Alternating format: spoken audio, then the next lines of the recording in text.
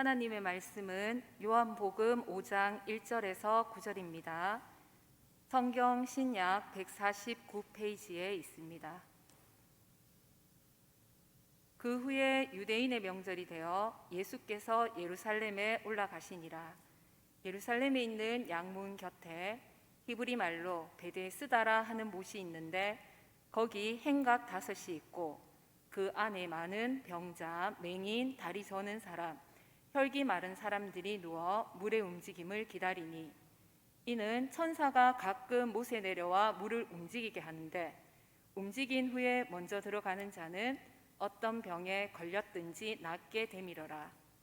거기 38에 된 병자가 있더라. 예수께서 그 누운 것을 보시고 병이 벌써 오래된 줄 아시고 이르시되 내가 낫고자 하느냐? 병자가 대답하되 주여, 물이 움직일 때에 나를 못에 넣어주는 사람이 없어 내가 가는 동안에 다른 사람이 먼저 내려가나이다. 예수께서 이르시되 일어나 내 자리를 들고 걸어가라 하시니 그 사람이 곧 나아서 자리를 들고 걸어가니라. 이날은 안식일이니. 아멘.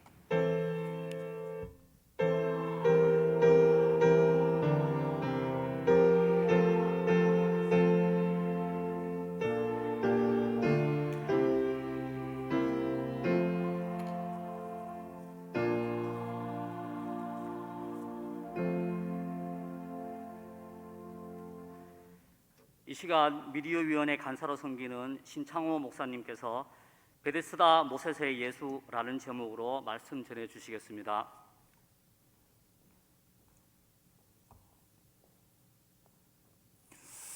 할렐루야. 아멘. 코로나가 참 이렇게 기승하고 있지만 그 길이만큼 또 하나님의 큰 은혜와 또 위로와 또 교훈하심이 있기를 간절히 바랍니다. 오늘 여러분 잘 알다시피 베데스다 못의 이적, 그 기적들이 오늘 본문의 말씀에서 이렇게 등장하게 됩니다.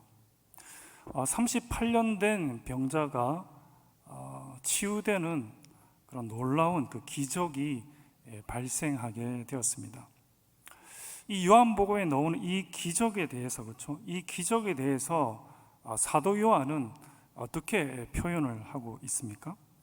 20장 30절에 보면 이런 말씀이 있습니다.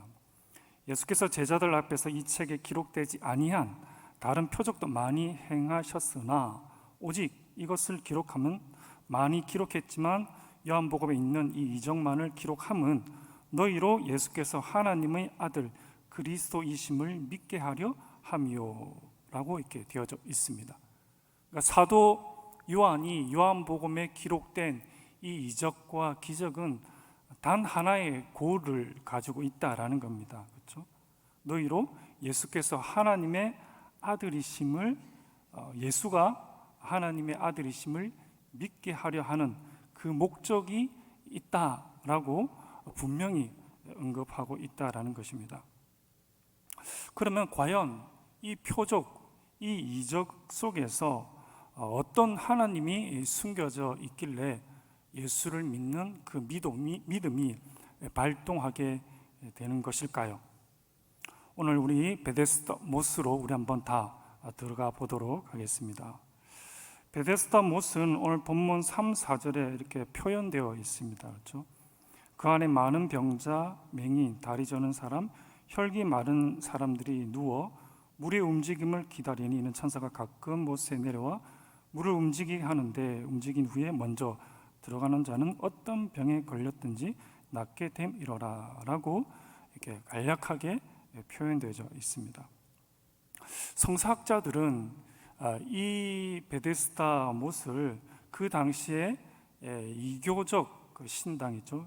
이교적 치유의 그런 일들이 일어났던 시몬이라는 그런 이교적인 그런 느낌이 강한 그런 못으로 성서신학자들은 이렇게 보고 있습니다. 천사가 물을 움직일 때 먼저 들어간 자가 병자가 낫게 되는 약간 미신적인 그런 의미가 이교적인 그런 뉘앙스를 많이 이렇게 보게 됩니다. 이 38년 동안 이 병을 앓고 있는 이 병자가, 그렇죠? 이 병자가 왜 그 베데스다 그 몸만을 이렇게 집요하게 이렇게 쫓고 또 그곳에서 치유함을 받으려고 했는가라는 겁니다.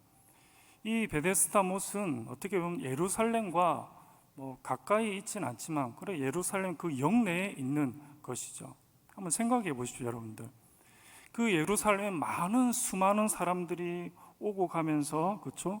예배도 드리고 또 제사도 드리고 또 그러면서 궁금하게 생각할 수도 있지 않습니까? 왜 이렇게 많은 사람이 와서 예배를 드리고 또 제사를 드리고 예물을 드리고 참 이렇게 번제를 드리고, 그렇죠? 그런 일들이 계속적으로 일어나게 되는 것입니다. 그러면서 그들이 하나님께서 홍해를 가르시는 그런 기적들, 그렇죠? 그리고 하늘에서 만나가 내리는 그 이적과 기적들, 하나님이 생생히 살아 있음을 분명히 그들에게 말을 했었고, 또 이 38년이나 된 병자 또한 들었을 겁니다.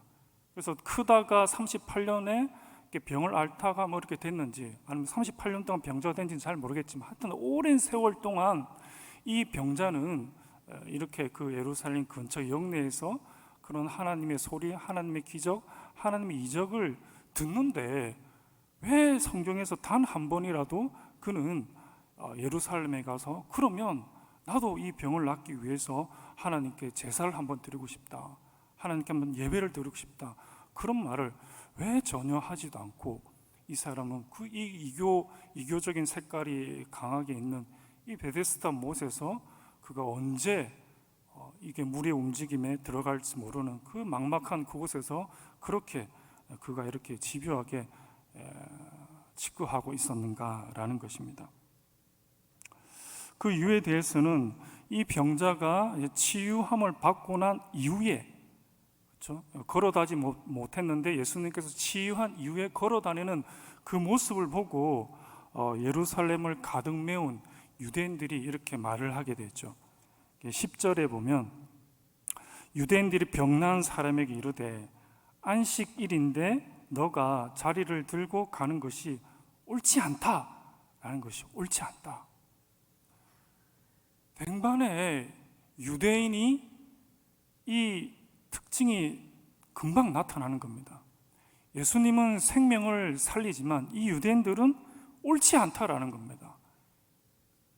죽었다가 살아난 것처럼 보이는 이 38년 된 병자가 그 노임을 받았는데 옳지 않다라는 겁니다. 이 38년 동안 이 병자들은 어떻게 보면 더 긴 세월 동안 이 병자는 예루살렘의 안식일에, 그리고 이 유대인들이 그 안식일의 금지 사항들, 안식일에 하지 말아야 되는 것들, 수많은 것들을 읊조리는 그런 소리들을 그는 듣지 않았겠습니까? 그리고 이 안식일을 범하는 것들이 무엇인지를 이 병자는 듣고 있었을 것입니다.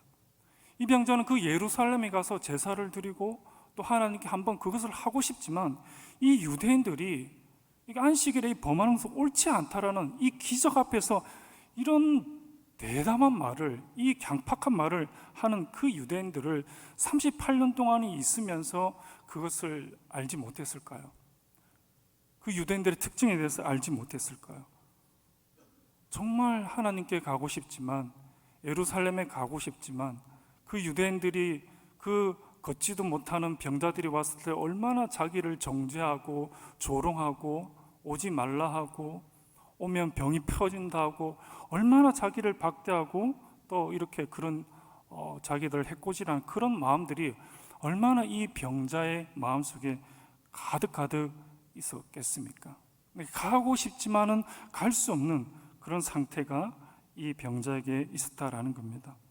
아니면 이 병자가 아예 신앙을 가지지 못한 무신론자일 수도 있습니다. 사랑하는 성도 여러분, 우리들 각자도 내용은 다르지만 이런 연약함들을 가지고 있을 수 있습니다. 예루살렘에서 교회에서 마음껏 하나님을 찬양하고 경배하고 탄성을 올려드리고 싶은 그런 일들을 갖고 싶지만 우리 개인들이 가지고 있는 그 연약함들, 아픔들, 그런 것들이 있을 수가 있습니다. 십자가도 알고요, 또 하나님에 대한 그 은혜도 알고, 또 십자가에서 더 가까이 가고 싶지만 가지 못하는 그런 우리 연약함들을 우리는 가지고 있을 수가 있습니다. 하나님을 알지만 반복되는 죄의 습관으로 말미암아 고착되어져 버린 우리들의 그 마음 속에 정말 하나님을 알지만 다가가고자 하는 그런 마음은 알지만 다가갈 수 없는 우리 마음의 그런 먹먹함들이 우리들의 삶 속에 가질 수 있다라는 겁니다.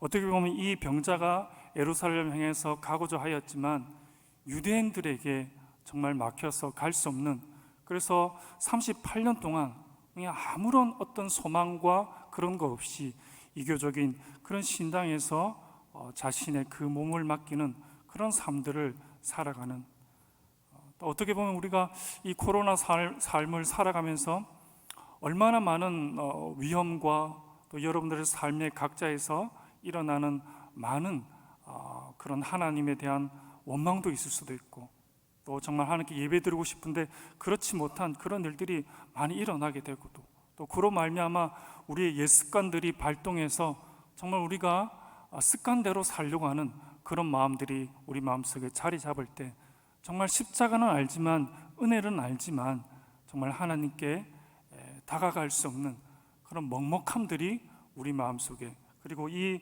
본문의 말씀에 있는 것처럼 이 병자 속에 자리 잡고 있지는 않은지요.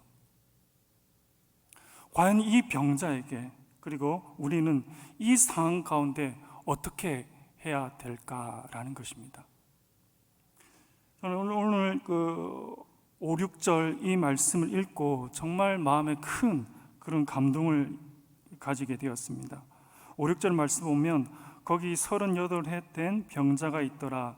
예수께서 그 누운 것을 보시고 병이 벌써 오래된 줄을 아시고 라고 되어져 있습니다. 정말 어떻게 해볼 도리가 없는 것입니다. 예루살렘에 가고자 하지만 갈 수 없는 그런 상황들이 있을 때 정말 우리들 또한 하나님 은혜 받고 싶고 하나님께 더 갖고 나아가고 싶은데 그렇지 못한 상황 가운데 처했을 때 우리는 과연 어떻게 해야 됩니까? 이 병자는 과연 어떻게 해야 됩니까? 라는 것입니다. 예수님께서는 오늘 5절과 6절 이 말씀을 하고 계십니다. 예수님께서 그 병자가 누워 있는 것을 보셨다라고 되어져 있습니다. 우리는 할 수 없고, 그렇죠? 우리는 어떻게 이룰 수 없는 그 상황들을 아셨습니다. 근데 예수님은 어떻습니까? 그 병자가 누운 것을 보셨다라는 것입니다. 우리가 할 수 없는 것, 우리가 할 수 없다라는 것을, 이 병자가 할 수 없다라는 것을 예수님께서는 아시고, 예수님께서 직접, 우리가 할 수 없으니까 예수님께서 직접 그 병자에게, 예수님께서 직접 우리들에게 오셨다라고 성경은 우리들에게 분명히 말씀하여 주고 있습니다. 이교적 냄새가 너무나 나서 너무나 괴롭고 너무나 우중충한 그 더러운 곳에서, 너무나 더러운 우리 마음속, 우리 자신도 포기한 우리 그 마음속, 정말 예수님 오시면 안 된다라는 우리 더러운 그 마음속에 예수님께서는 아시고 꺼리낌 없이 직접 먼저, 우리의 요청도 없지만 예수님께서는 먼저 우리들에게 찾아와 주십니다. 주저함 없이 찾아오십니다. 주저함 없이 오셔서 그 누추한 곳에 오셔서 직접 보십니다. 직접 찾아오셔서 우리들의 그 마음들을 보십니다. 친한 이웃도 친구도 가족도 떠나보낸 그 인생을 향해서, 자기도 자기 자신을 포기한 그 인생을 향해서 우리 구주께서는 직접 그 인생을 향해서 돌진해 들어오심을 볼 수가 있습니다. 사랑하는 성도 여러분, 바로 이분이 우리 하나님이다라는 것입니다. 이런 경험들을 우리들은 많이 겪지 않으셨습니까? 정말 하나님께서 하나님에 대해서 원망 가득, 그리고 어떻게 해볼 도리가 없는 나의 그 처지 가운데, 정말 무뎌진 나의 마음속 가운데 어떻게 한번 해결책을 찾을 수 없는 그 순간순간마다 우리가 어떻게 해볼 도리가 없는 그곳에서, 그렇죠? 깨끗하지 않는 더러운 그곳에서 어떻게 할 바를 모르는 우리들에게 예수님께서 먼저 찾아와 주십니다. 예수님께서 먼저 와 보시고 그 병이 오래된 것을 예수님께서 말씀하고 있다라는 것입니다. 오늘 예수님께서 이렇게 먼저 직접 찾아오시는 그 은혜가 우리 오늘 미디어위원회 섬기는 회원들께, 그리고 여기 모인 성도님들께, 그리고 영상 예배를 드리는 모든 성도님께 임하기를 간절히 축원드립니다. 예수님께서는 이렇게 돌진하여 들어오십니다. 예수님께서 먼저 이렇게 우리를 건져내 주시기를 원하시는 그분이다라는 겁니다. 정말 이 돌진에 들어오시는, 우리의 삶에 돌진에 들어오시는 그 예수님을 정말 잡았으면 좋겠습니다. 정말 그 예수님을 우리가 만나게 될 때 전율하지 않겠습니까?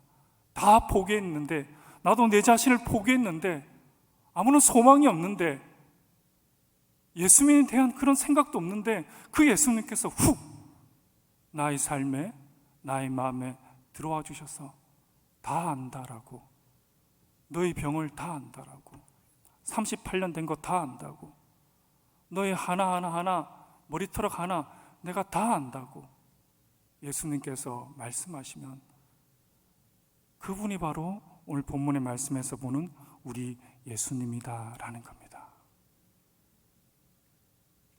그러면서 예수님께서 그 38년 된 병자에게, 그리고 정말 절망 속에 있는 더러워진 우리들을 향해서 예수님께서 말을 건네십니다. 내가 낫고자 하느냐라고 말을 합니다. 내가 낫고자 하느냐? 그럼 이 말씀 들으면 어떻습니까? 내가 낫고자 하느냐? 예수님 낫고자 합니다. 저를 치유해 주십시오. 깨끗하게 해 주십시오. 그렇죠? 딱 이렇게 두 팔을 벌리고 탁 나가지 않습니까? 내가 낫고자 하느냐라고 이 병자에게 물었습니다. 병자가 무엇이라고 대답합니까? 병자가 대답하되 주여, 물이 움직일 때 나를 못에 넣어주는 사람이 없어 내가 가는 동안에 다른 사람이 먼저 내려가나이다 라고 합니다. 예수님께서 그 병자를 향해서, 또 우리들을 향해서 너가 낫고자 하느냐라는 이 질문 속에는 그 병자에게, 그리고 우리들에게 그 신앙의 일면인, 신앙의 한 면인 그 의지를 예수님께서 물어보시는 겁니다. 내가 낫고자 하느냐? 그렇죠? 너 신앙이 있으면 예수님 붙들면 돼 라는 그 신앙의 일면을, 그 의지를, 그 신앙의 일면인 그 의지를 그들에게, 이 병자에게 예수님께서 물어보시는 거죠. 내가 낫고자 하느냐? 근데 병자는 어떻게 대답합니까? 주여, 물이 움직일 때 나를 이곳에 못에 넣어주는 사람이 없습니다. 그리고 내가 가는 동안에 다른 사람 먼저 내려갑니다 라고 병자는 대답합니다. 예수님께서 신앙의 일면인 의지를 물으시고, 예수님께서 너가 낫고자 하라고 물으시는 그 물음 앞에 이 병자는 예수님 향해서 무엇이랍니까? 예수님 낫고자 합니다. 예수님의 그 신앙을 제가 받고자 합니다. 믿기를 원합니다. 이게 아니고 이 병자는 그 예수님을 향해서 불평을 쏟아냅니다. 물이 움직일 때 나를 넣어줄 사람이 없습니다. 내가 가는 동안 다른 사람이 먼저 들어갑니다 라고 이 병자는 오히려 예수님을 향해서 불평을 쏟아내는 그 모습을 볼 수가 있습니다.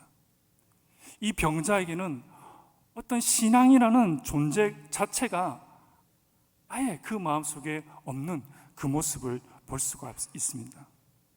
신앙이 아예 없든지, 아니면 예루살렘을 향해서 가고자 하는데 그 38년 동안 무뎌지고 거절하고 자기를 조롱하는 그 많은 거절 속에서 아예 신앙을 잃어버렸든지,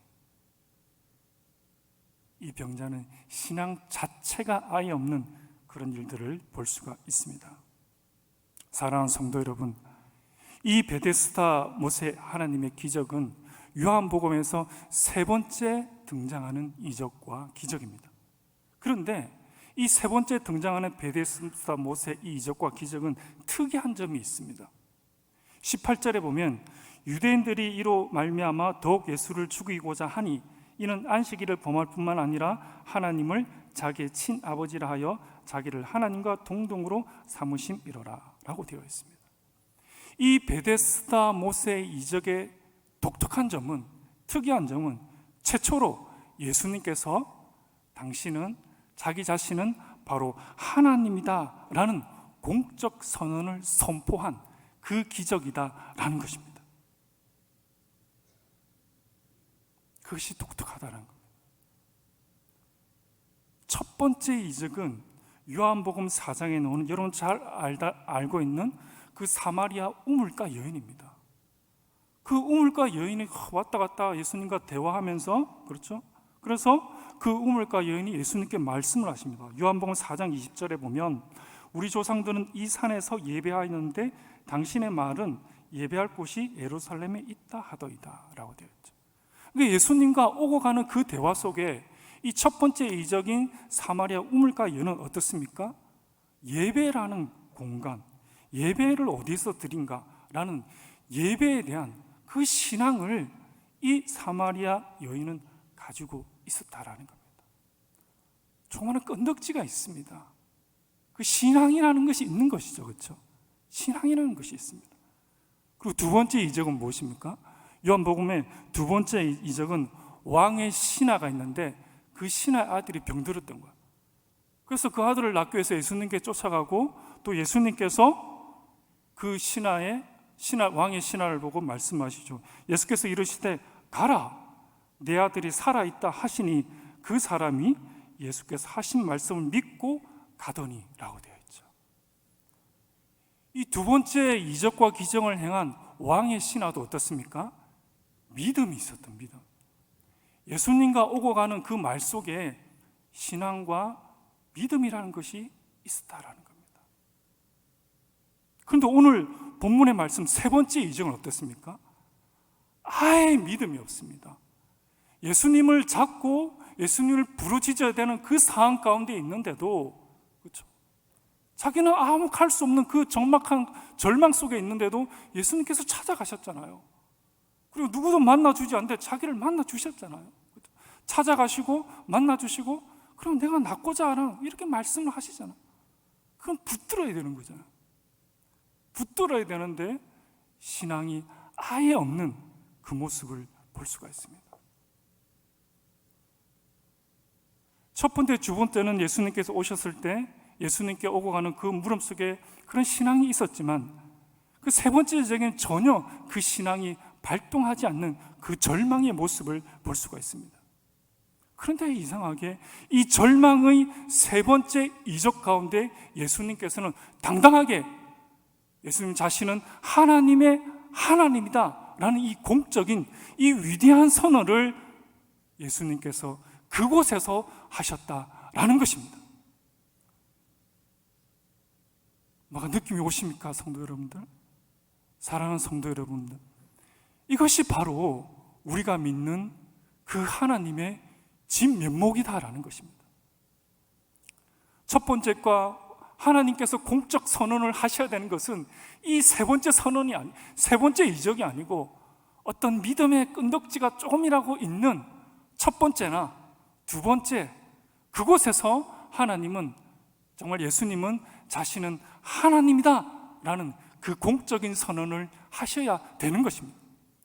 그것이 우리의 상식입니다. 근데 하나님은, 예수님은 그렇게 하지 않으셨다라는 겁니다.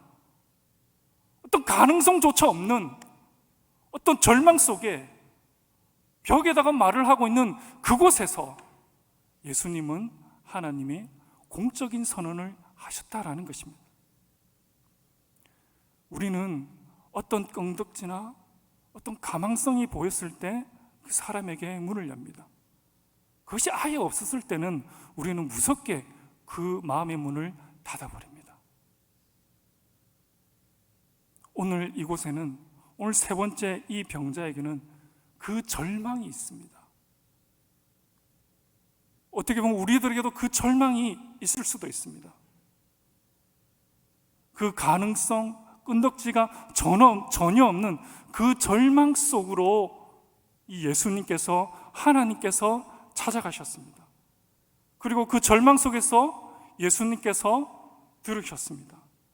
그리고 그 절망 속에서 그 병자를 향해서, 그리고 우리를 향해서 일어나 내 자리를 들고 걸어가라 라고 예수님께서 말씀하셨습니다.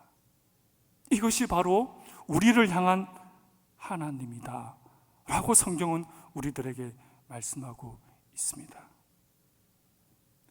전혀 가능성이 보이지 않는 절망 속에 여러분들이 혹 갇혀 있습니까?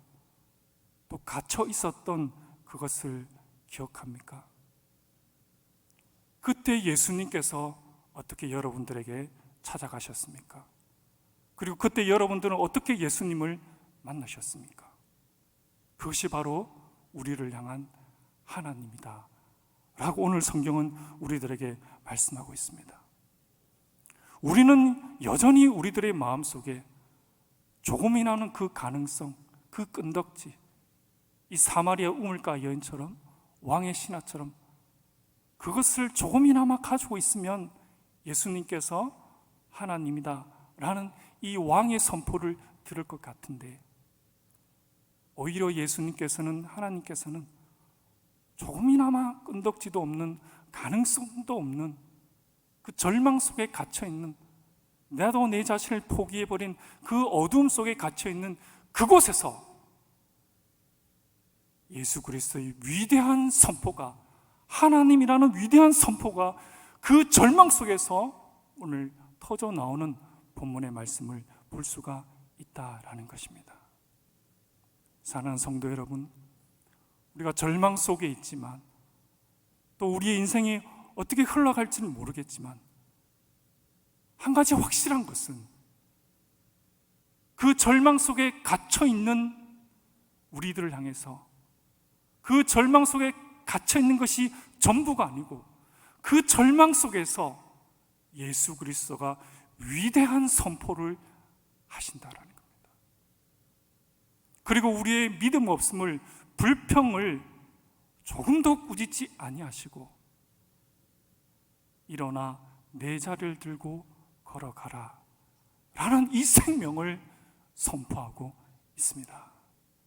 사랑하는 성도 여러분, 그 절망 속에 갇혀 있다면 내 자리를 들고 걸어가라 라는 꾸짖지 아니하시는 이 생명의 선포, 예수가 하나님이라는 이 엄중한 선포가 여러분들의 그 삶에, 그리고 여러분들의 그 기도 속에 가득히 넘치고 하나님의 그 터치가 여러분들의 그 삶에 자리 잡기를 간절히 바랍니다.